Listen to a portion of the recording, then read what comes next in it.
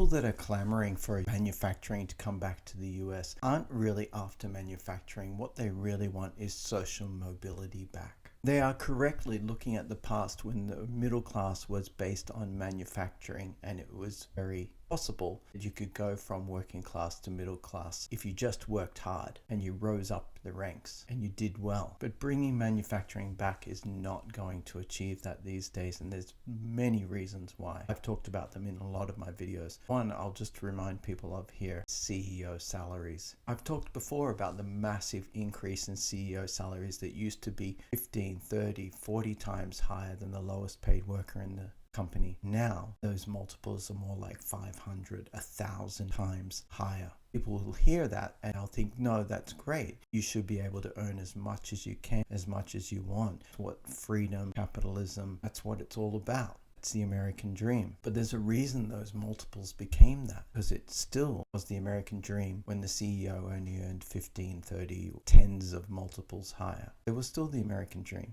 There was more of it. There was more social mobility then. What's the difference? Why are those salaries so much higher now? And that comes down to the CEO pay packages. It comes down to share primacy. And the reason that you don't have a middle class is because the money that goes to short-term gains from high share prices, which are given to the CEO, have replaced R&D, research and development. That's what profits used to be used for. And most importantly, they were used for better wages. So when you started at the company and you worked there, every year your wages went up. We don't have that anymore. Deregulation means that most employees don't work full-time. They work casual, they work temp, they work on bonuses, they work for shares. They don't get the salaries the people that were in the middle class 30, 40 years ago used to get. So when you want to go back to that time when you had social mobility, you can't do that with the way things are structured now. No amount of manufacturing coming back is going to fix that. As I keep saying, you've got to look in. You've got to look at where is all the money going now.